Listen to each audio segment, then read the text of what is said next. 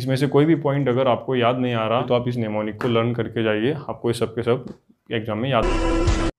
GPAT sectional end semester exam के लिए ये हमारा टॉपिक बहुत इंपॉर्टेंट होता है, और जीपैट के लिए तो इसके अंदर जो हर एक फैक्टर है उसका इंडिविजुअली हर एक फैक्टर का कंसेप्ट क्लियर होना बहुत इंपॉर्टेंट है, और रिटन एग्जाम में इस पर 10 मार्क्स का क्वेश्चन आता है। तो factor influencing solubility of drugs में हम 3 टाइप से इसको स्टडी करते हैं, solid in liquid, gas in liquid and liquid in liquid. तो जब हम factor influencing solubility of drugs को देखते हैं तो ये जो हमारे ड्रग्स होते हैं ये जनरली हमारे सॉलिड फॉर्म में प्रेजेंट होते हैं, और इसीलिए जो हमारा ये फर्स्ट टॉपिक है solid in liquid, solid in liquid ये हमारा कवर होता है इसके अंदर, और ये इसीलिए ये आपका ये जो टॉपिक है सॉलिड इन लिक्विड ये आपके सिलेबस में सेपरेटली मेंशन नहीं किया हुआ है, और ये दोनों टॉपिक आपको आपके सिलेबस में मिल जाएंगे क्योंकि इनका स्टडी हमें आगे जाके करना है। तो factor influencing solubility of drugs में हमारे कुछ 10 फैक्टर्स होते हैं जो कि हमारी सोलिबिलिटी को अफेक्ट करते हैं, उनका अब हम स्टडी करेंगे। तो हमारा सबसे पहला फैक्टर है हमारा टेम्परेचर। तो देखिए ये आ गया आपका टेम्परेचर। अब जनरली हमारा थॉट प्रोसेस क्या होता है, अगर सपोज मैंने ये बीकर लिया, इसमें सॉल्वेंट को ऐड किया, इसमें सोल्यूट भी डाल दिया और इसको नीचे से मैंने दे दी हीट प्रोवाइड कर दी, इसको मैंने नीचे से इसका टेम्परेचर में इंक्रीज़ कर रहा हूँ, तो हमारा थॉट प्रोसेस क्या होता है, हमें लगता है कि ये जो सोल्यूट है अगर हम टेम्परेचर इंक्रीज़ कर रहे हैं तो ये सोल्यूट इसके अंदर सोल्यूबल हो जाएगा। अब ऐसा होता है, बहुत से सोल्यूट होते हैं जो कि सोल्यूबिलिटी उनकी इंक्रीज़ होती है जब हम अपना टेम्परेचर इंक्रीज़ करते हैं। इसका मतलब जब हम टेम्परेचर को इंक्रीज़ करेंगे तो उनकी सोल्यूबिलिटी भी इंक्रीज़ होगी, लेकिन कुछ सोल्यूट ऐसे होते हैं जिनकी सोल्यूबिलिटी कम होती है टेम्परेचर के इंक्रीज़ करने पर। तो अब इसमें हम 2 प्रोसेस देखेंगे, हमारी एक्जोथर्मिक और एंडोथर्मिक। अब ये पॉइंट आपको अच्छे तरीके से क्लियर हो जाएगा। तो एक्जोथर्मिक में के नाम में ही आपको पता है एक्जोथर्मिक का मतलब होता है, एक्जो का मतलब होता है बाहर करना, और एंडोथर्मिक का मतलब होता है अंदर लेना। तो अब एक्जोथर्मिक में क्या होता है, देखिए सपोज मैंने ये रहा मेरा सॉल्वेंट, अब मैं इसमें ऐड कर रहा हूँ मेरे सोल्यूट को। तो अब जब मैं मेरे इस सोल्यूट को मेरे इस सॉल्वेंट के अंदर ऐड कर रहा हूँ, तो एक जो मतलब होता है बाहर करना, तो मेरा ये सॉल्वेंट क्या करेगा, मेरी ये जो सिस्टम है वो सिस्टम क्या करेगी, अपनी हीट को बाहर करेगी।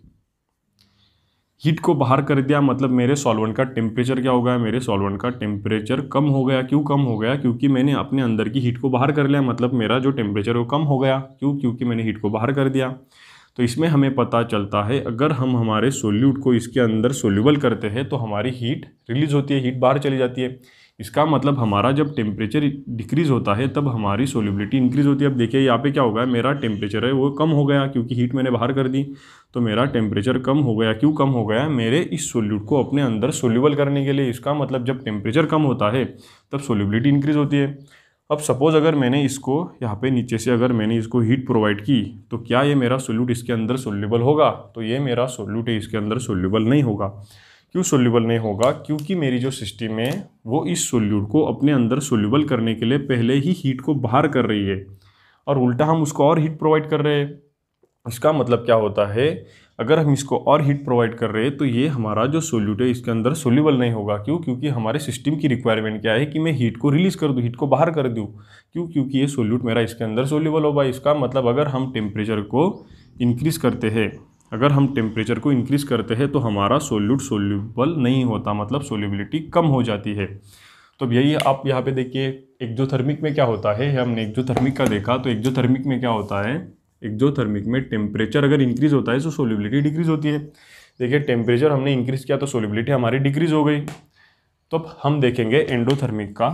अब एंडोथर्मिक में क्या होता है, आपको नाम में ही पता चल जाएगा, एंडो मतलब अंदर लेना।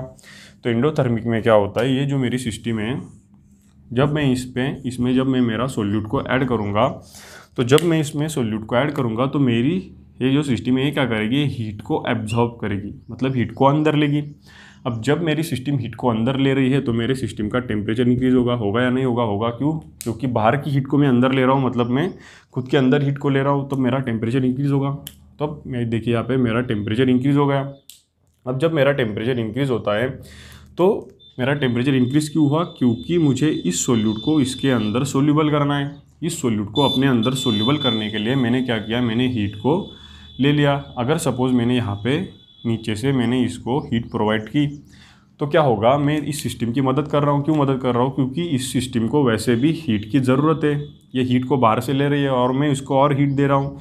इसका मतलब मैं इसकी मदद कर रहा हूँ। क्यों कर रहा हूँ? क्योंकि इस सोल्यूट को एंडोथर्मिक में क्या होता है, हीट की ज़रूरत होती है, वो अंदर लेती है हीट को। इसीलिए देखिए, अगर मैं इसको टेम्परेचर देता हूँ, मैं इसका टेम्परेचर अगर मैं इंक्रीज़ करता हूँ तो मेरी जो सोल्यूबिलिटी है सोल्यूट की, वो भी मेरी सोल्यूबिलिटी इंक्रीज़ हो जाएगी, क्योंकि एंडोथर्मिक में हीट को एब्जॉर्ब करते हीट को अंदर लेते हैं। इसीलिए यहाँ पे देखिए, जो मेरा एंडोथर्मिक में जो मेरा टेम्परेचर है वो है मेरा डायरेक्टली प्रोपोर्शनल है सोल्यूबिलिटी के। मतलब अगर मैं टेम्परेचर इंक्रीज करता हूँ तो मेरी सोल्यूबिलिटी भी इंक्रीज होगी। देखिए, मैंने टेम्परेचर इंक्रीज कर लिया तो मेरी सोल्यूबिलिटी भी इसमें इंक्रीज हो गई।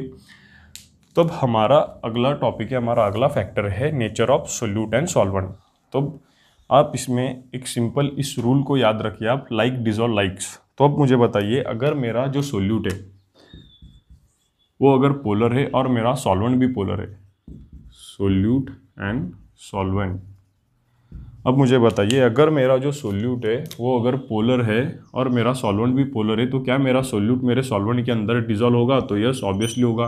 क्यों होगा? क्योंकि रूल देखिए, लाइक डिजॉल्व लाइक्स, मतलब अगर दोनों सेम है तो ज़रूर डिजॉल्व होगा। और अगर सपोज अगर मेरा ये जो सोल्यूट है वो पोलर है और मेरा सॉल्वेंट जो है वो नॉन पोलर है, तो मेरा ये जो सोल्यूट है मेरे सॉल्वेंट के अंदर डिजॉल्व नहीं होगा, क्योंकि दोनों अलग अलग है। अब मेरा अगर सपोज अगर मेरा सोल्यूट नॉन पोलर है और मेरा सॉल्वेंट अगर नॉन पोलर है, तो ये इसमें डिजॉल्व हो जाएगा, क्योंकि लाइक डिजॉल्व लाइक्स। और अगर मेरा सोल्यूट नॉन पोलर है और सॉल्वेंट मेरा पोलर है, तो इसके अंदर डिजॉल्व नहीं होगा, क्योंकि दोनों का नेचर अलग अलग है। इससे हमें पता चला कि जो हमारा नेचर होता है सोल्यूट का एंड सॉल्वेंट का, वो अफेक्ट करता है हमारी सोल्यूबिलिटी पे। तो हम हमारा थर्ड फैक्टर देखेंगे, सरफेस एरिया। अब सरफेस एरिया में क्या होता है, सपोज मैंने ये दो सेम वेट के मैंने सोल्यूट ले लिए, दोनों का वेट सेम है। अब इसको अगर मैं मेरे सॉल्वेंट में मैंने इनको ऐड किया, तो अब आप मुझे बताइए मेरा कौन सा सोल्यूट जल्दी सोल्यूबल होगा? तो यहाँ पे देखिए, इसमें क्या है, मेरा सरफेस एरिया कम है, सिर्फ इतना ही सरफेस एरिया मेरे पास है। और यहाँ पे क्या हो रहा है, मुझे देखो इतना सरफेस एरिया एक्स्ट्रा मिल रहा है, ये जो मुझे सरफेस एरिया मिल रहा है मुझे एक्स्ट्रा मिल रहा है। तो अब इसमें मेरे सोल्यूट को मेरा सॉल्वेंट जब इस पर अटैक करेगा, तो मेरे सॉल्वेंट को इस पर अटैक करने के लिए बहुत कम जगह अवेलेबल होगी। क्यों? क्योंकि इसका सरफेस एरिया कम है। अब इसका जो सरफेस एरिया मेरा ज़्यादा है, इसीलिए मेरा सॉल्वेंट को इस पर अटैक करने के लिए बहुत ज़्यादा जगह मिल रही है। यहाँ से मैं इसको कहाँ से भी, मतलब बहुत ऐसी मुझे साइट्स मिल रही है जहाँ से मैं इसको ब्रेक कर सकता हूँ, क्योंकि मेरा सरफेस एरिया ज़्यादा है, इसीलिए मुझे इसको ब्रेक करने के लिए ज़्यादा साइट्स मिल रही है। इसका मतलब मेरा ये जो सरफेस एरिया जिसका ज़्यादा होगा वो मेरा जल्दी सोल्यूबल होगा। इससे हमें क्या पता चला कि अगर हमारा सरफेस एरिया इंक्रीज़ होता है तो हमारी सोल्यूबिलिटी भी इंक्रीज़ होती है। इसीलिए ये हमारा डायरेक्टली प्रोपोर्शनल है। अब यहाँ पे देखिए, surface area directly proportional to solubility, मतलब अगर सरफेस एरिया इंक्रीज़ हो गया तो हमारी सोल्यूबिलिटी भी इंक्रीज़ हो जाएगी।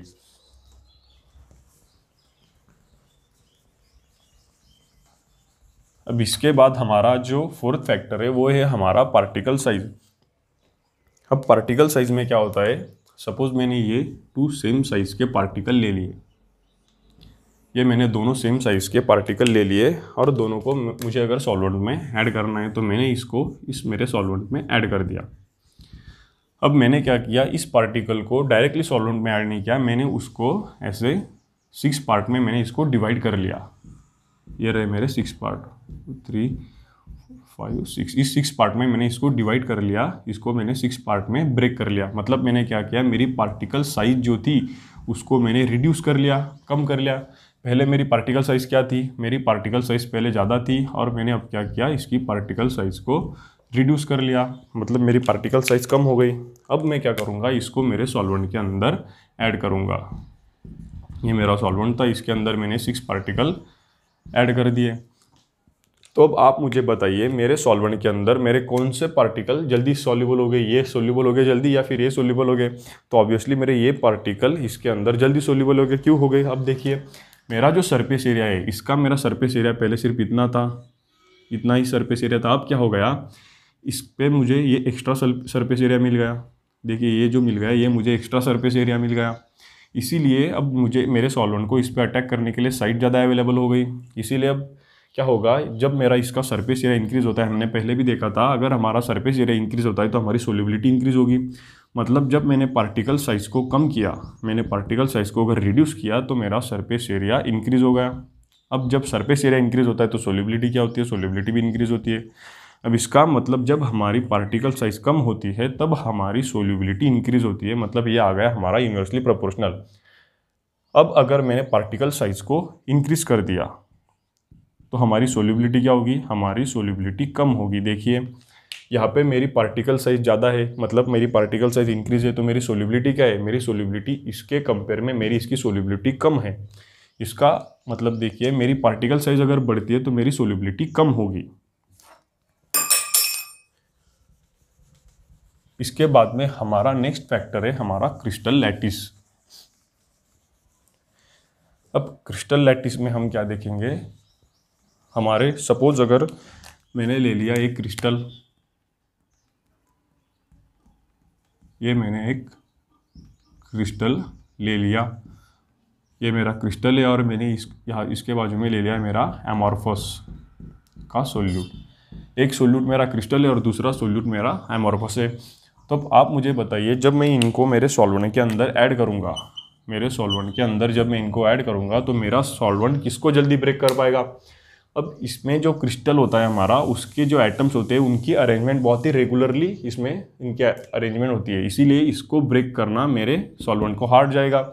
और मेरा सॉल्वेंट जो है इसको इजीली ब्रेक कर सकता है। क्यों इजीली ब्रेक कर सकता है, क्योंकि इसके एटम्स की जो अरेंजमेंट है वो बहुत ही रैंडम फॉर्म में इसके एटम्स की अरेंजमेंट है, इसीलिए मेरा जो सॉल्वेंट है उसको इजीली ब्रेक कर सकता है। इसका मतलब अब सॉल्युबिलिटी में क्या होता है, सॉल्युबिलिटी में हमें सोल्यूट को ब्रेक करना होता है। जब हमारा सोल्यूट ब्रेक होगा तभी तो हमारे अंदर, हमारे सॉल्वेंट के अंदर सोल्यूबल होगा। तो इसमें क्या होता है, हमारा जो ये सॉल्वेंट है इसको इजीली ब्रेक कर सकता है एमॉर्फस को, इसीलिए हमारा एमॉर्फस की सोल्युबिलिटी इंक्रीज होती है, हमारे एमॉर्फस की सोल्युबिलिटी ज़्यादा होती है हमारे क्रिस्टल के कंपेयर में। हमारे क्रिस्टल की सोल्युबिलिटी कम क्यों होती है, क्योंकि हमारा ये सॉल्वेंट को इसको ब्रेक करने के लिए ज़्यादा मेहनत लगती है एमॉर्फस के कंपेयर में। तो इसीलिए हमने यहाँ पे लिखा है एमॉर्फस की जो सोल्युबिलिटी होती है वो ज़्यादा होती है हमारे क्रिस्टल के कंपेयर में। तो सोल्यूट सॉल्वेंट इंट्रैक्शन हमारा नेक्स्ट फैक्टर है। सोल्यूट सॉल्वेंट इंट्रैक्शन बहुत ईजी है, हम पहले से ही पढ़ रहे हैं इसको। तो इसमें क्या होता है, सपोज अगर मेरा ये है सॉल्वेंट, ये भी है मेरा एक सॉल्वेंट। अब इसमें मैं ऐड कर रहा हूँ सोल्यूट को। अब इसमें अगर मैं सोल्यूट को ऐड कर रहा हूँ तो इसमें अगर सपोज मेरे सोल्यूट का और मेरे सॉल्वेंट के बीच का जो इंट्रैक्शन है बहुत ज़्यादा है, इनके अंदर की जो इंट्रैक्शन है, इनके अंदर का जो अट्रैक्शन फोर्स है वो बहुत ज़्यादा है, तो ये क्या होगा, ये जल्दी सोल्यूबल होगा।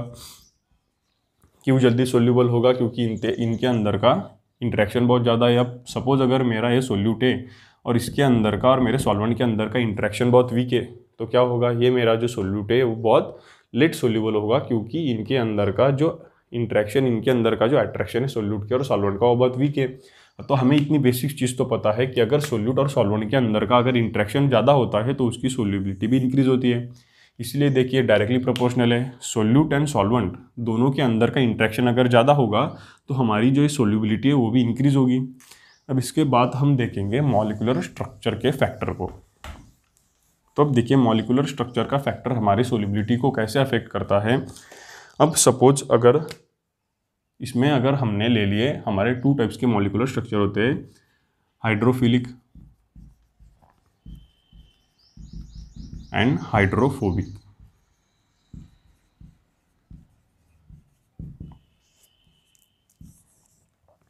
अब इसमें क्या होता है, अब हाइड्रो का मतलब क्या होता है, हाइड्रो का मतलब होता है वाटर, ये रहा मेरा वाटर। और फिलिक का मतलब होता है लव करना, मतलब जो वाटर से लव करते हैं, मतलब जो वाटर के अंदर सोल्यूबल होते हैं। हाइड्रोफिलिक का मतलब होता है वाटर के अंदर जो सोल्यूबल होते हैं वो, जो कि वाटर से लव करते हैं। अब हाइड्रोफोबिक का मतलब क्या होता है, फोबिक का मतलब होता है डरना।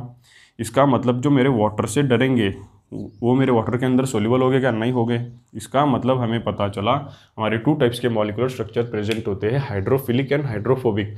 हाइड्रोफिलिक में क्या होता है, ये वाटर के साथ इजीली सोल्यूबल हो सकते हैं, और ये जो फोबिक होते हैं वो डरते हैं वाटर से, इसीलिए वो वाटर के साथ में सोल्यूबल कम होते हैं। और हाइड्रोफिलिक में क्या होता है, हाइड्रोफिलिक में मॉलिक्यूलर स्ट्रक्चर में प्रेजेंट होता है हमारा OH।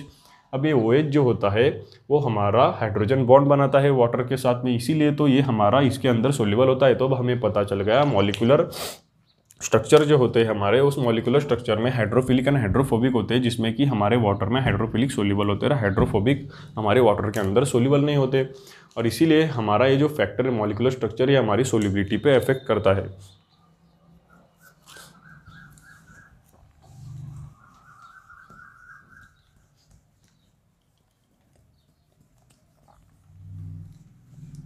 अब इसके बाद में हमारा फैक्टर है मॉलिक्यूलर साइज। अब हमने सोल्यूट सॉल्वेंट इंटरेक्शन में मैंने मैकेनिज्म ऑफ सोल्यूट सॉल्वेंट में देखा था, mechanism of solute solvent interaction में हमने देखा था, अगर ये मेरा सॉल्वेंट है, अब मैं इसमें अगर मेरे सोल्यूट को अगर मैं इसमें ऐड कर रहा हूँ, जब मेरा सोल्यूट इसमें ऐड हो जाता है तब क्या होता है, यहाँ से मेरा सोल्यूट का एक मॉलिक्यूल निकल के इसके अंदर आता है, और ये मेरा जो सॉल्वेंट है वो कैविटी फॉर्म करता है।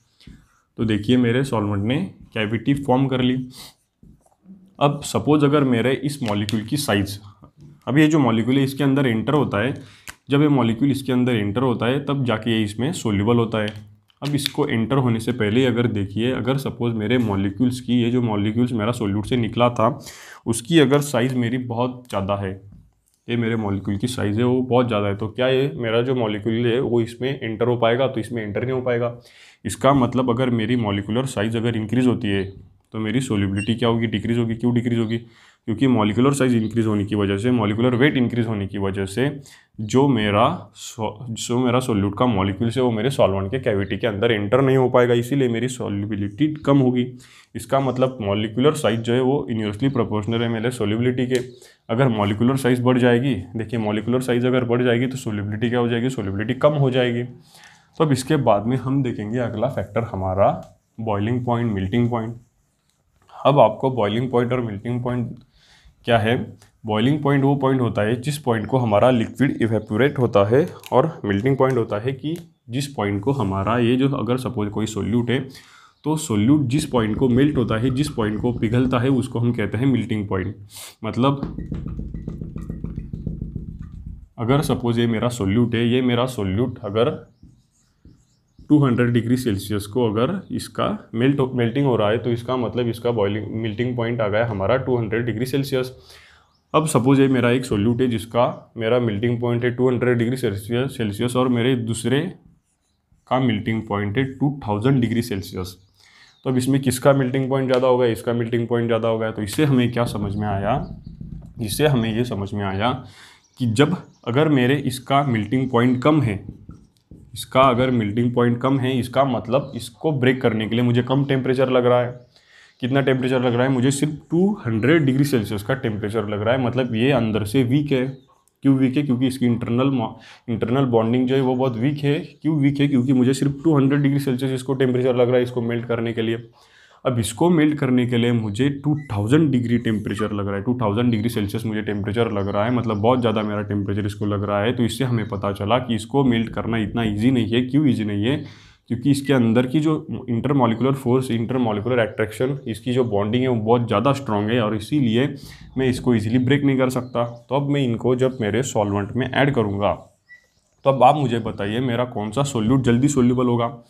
अब देखिए सोल्यूबिलिटी में हमें क्या करना होता है? हमें हमारे सोल्यूट को हमें ब्रेक करना होता है, हमें सोल्यूट को ब्रेक करना होता है। जब ये ब्रेक होंगे तभी तो इसके अंदर डिजॉल्व होंगे।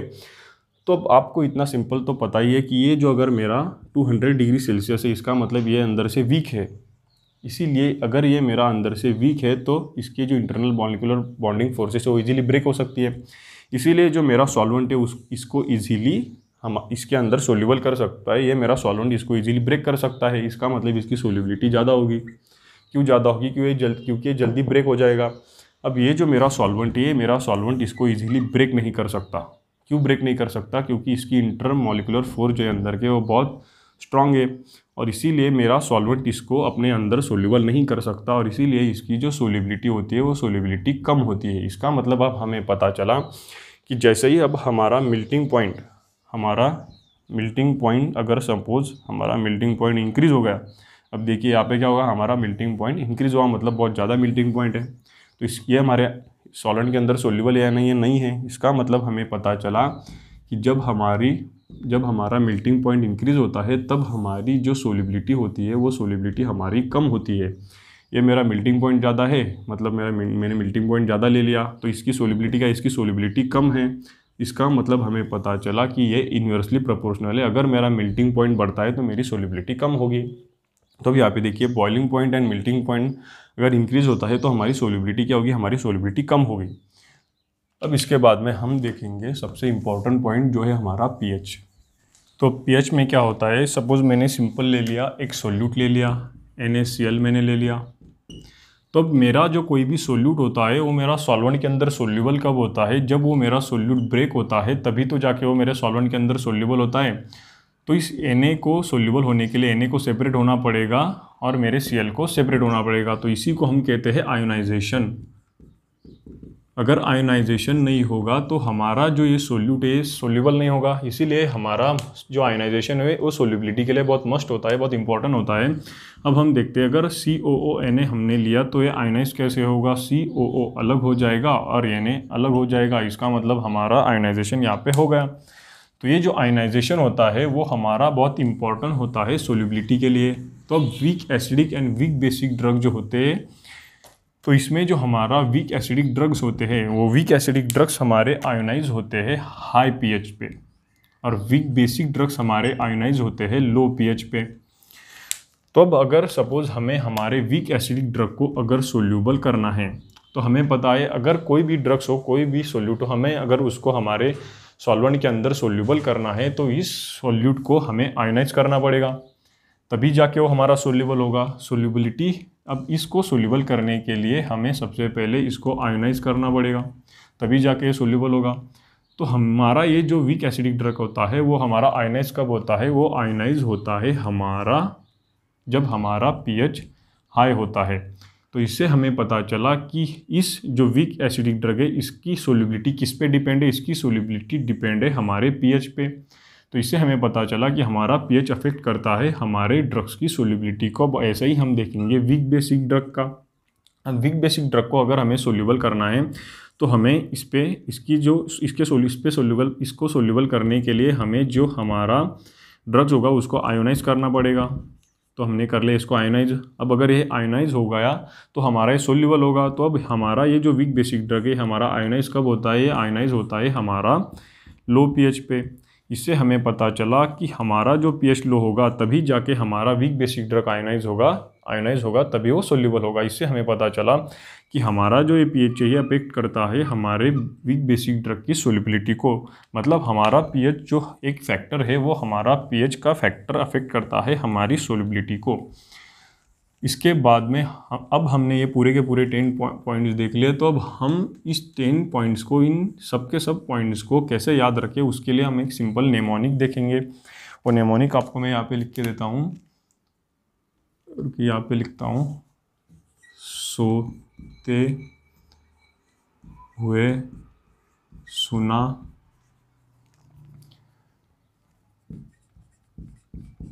पार्टी में बॉम्ब फटा तो मैं क्राई किया। अब ये नेमोनिक क्या है, देखिए, सोते हुए सुना, मतलब जब मैं सो रहा था तब मैंने सुना कि पार्टी में बॉम्ब फटा। कहीं पार्टी चल रही थी और वहाँ पे उस पार्टी में बॉम्ब फटा, तो मैं वो आवाज़ सुन के, पार्टी में बॉम्ब फटने की आवाज़ सुन के मैं क्राई किया। तो ये हमारा नेमोनिक है। अब इससे हम कैसे याद रखेंगे, देखिए, अब ये जो आता है हमारा सो, इस सो से हम याद रखेंगे हमारे सोल्यूट सॉल्वेंट इंट्रैक्शन को। इस ते से हम याद रखेंगे हमारे टेम्परेचर को। इस सू से, SU से हम याद रखेंगे हमारे SU सरफेस को, सरफेस एरिया को। इस ना से हम याद रखेंगे नेचर, हमारी इस नेचर को, नेचर ऑफ सोल्यूट सॉल्वेंट को। पार्टी, इस नेमोनिक से, पार्टी से हम याद रखेंगे हमारे पार्टिकल साइज़ को। में से हम याद रखेंगे मॉलिक्यूलर, हमारे स्ट्रक्चर को, मॉलिक्यूलर स्ट्रक्चर को।